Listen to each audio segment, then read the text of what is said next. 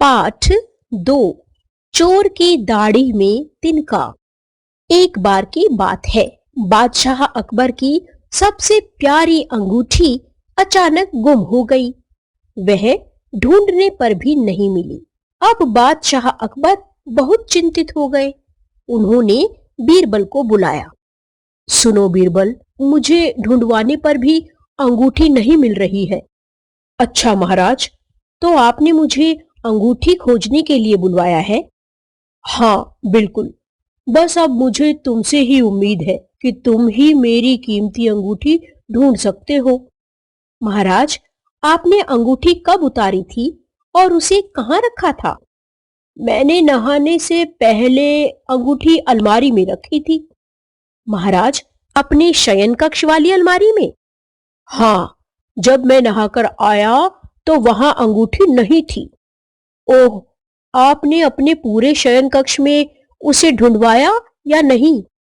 हाँ, मैंने अलमारी, पलंग, जो भी वस्तुएं मेरे कक्ष में है, सभी के ऊपर नीचे ढूंढवाई, पर कहीं नहीं मिली। तब तो आपकी अंगूठी गुमी नहीं है, बल्कि चोरी हुई है। अच्छा, तो यह किसका काम हो सकता है? यह काम महल में साफ सफाई करने वाले कर्मचारियों का ही हो सकता है। ठीक है, मैं अभी दरबान से कहकर सभी सफाई कर्मचारियों को बुलवाता हूँ। जी महाराज, उन्हें तो आपको बुलवाना ही चाहिए।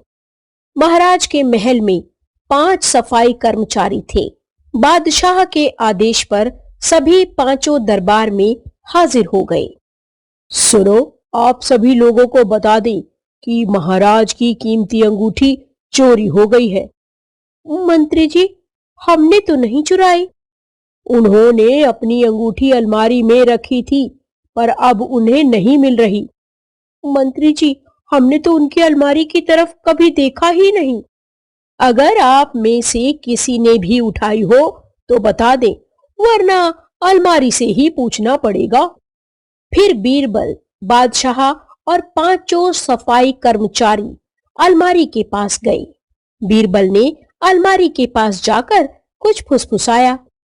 देखो, अब चोर मुझसे बचकर नहीं जा सकता है, क्योंकि जो भी आप में से चोर है, उसकी दाढ़ी में तिनका है।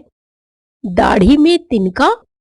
यह बात सुनकर उनमें से एक सफाई कर्मचारी ने अपनी दाढ़ी में हाथ फेरा, जैसे कि वह दाढ़ी में तिनका निकालने की कोशिश कर रहा हो। बीरबल ने सिपाहियों को आदेश दिया, पकड़ लो इसे, इसी ने महाराज की अंगूठी चुराई है। नहीं, मैंने नहीं चुराई, मुझे क्यों पकड़ रहे हो? जब बादशाह अकबर ने उसे सख्ती से पूछा तो उसने अपना गुनाह कबूल कर लिया और बादशाह की अंगूठी वापस कर दी। बादशाह अकबर अपनी अंगूठी पाकर बेहद प्रसन्न हुए। पाठ 3।